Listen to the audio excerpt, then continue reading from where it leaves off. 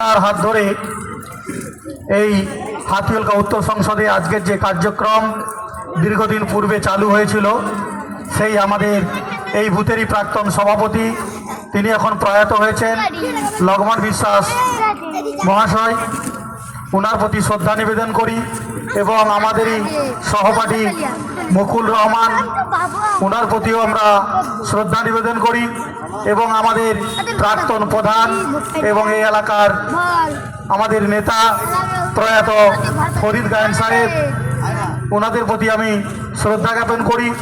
এবং আজকে ওনারা আমাদের মধ্যে নেই, ওনারা যেখানেই থাকুন ভালো থাকুন এবং সুস্থ থাকুন এবং পরকাল ওনাদের ভালো কাটুক, এই বলে সবাইকে ধন্যবাদ জানিয়ে আমি আমার সংক্ষিপ্ত প্রসারে আজকে একটাই কথা বলবো যে 29তম প্রতিষ্ঠা দিবস উপলক্ষে আজকে যে বস্ত্রদান উৎসব, এই বস্ত্রদান উৎসবে মঞ্চে উপস্থিত সমস্ত তৃণমূল কংগ্রেসের নেতা কর্মীবৃন্দদের এবং এখানে মঞ্চে সমবেত সকলকে আমার পক্ষ থেকে এবং মেদিনীপুর সাংগঠনিক জেলা তৃণমূল যুব কংগ্রেসের পক্ষ থেকে আন্তরিক শুভেচ্ছা অভিনন্দন।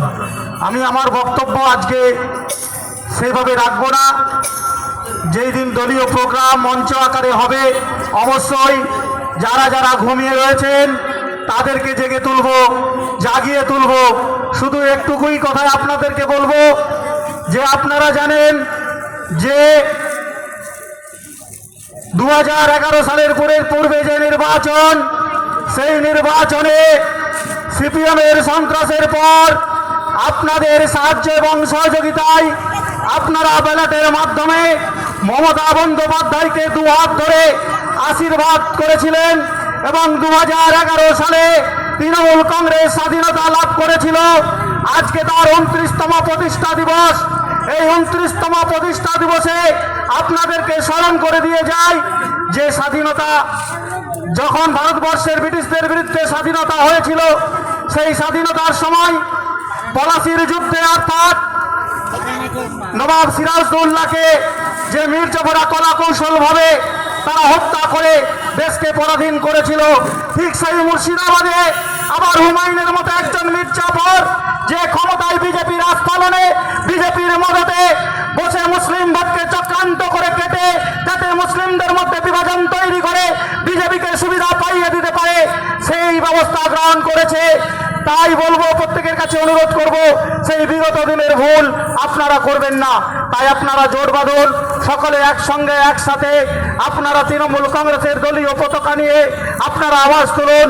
আজকের এই 29তম প্রতিষ্ঠা দিবস থেকে আপনারা অঙ্গীকারবদ্ধ হন যে 2026 সালের এই যে নির্বাচন, এই বিধানসভা নির্বাচনে চতুর্থবারের জন্য মুখ্যমন্ত্রী মমতা বন্দ্যোপাধ্যায়কে আমরা আবার আসীন করব। এই অঙ্গীকার প্রত্যেকেই অঙ্গীকারবদ্ধ হন, এই আশা রাখি। প্রত্যেককেই ধন্যবাদ এবং শুভেচ্ছা জানিয়ে এবং শুভ নববর্ষের শুভেচ্ছা জানিয়ে আমি আমার ক্ষুদ্র কথা শেষ করছি। জয় হিন্দ, তৃণমূল কংগ্রেস জিন্দাবাদ, মমতা বন্দ্যোপাধ্যায় জিন্দাবাদ। ধন্যবাদ সম্মানীয়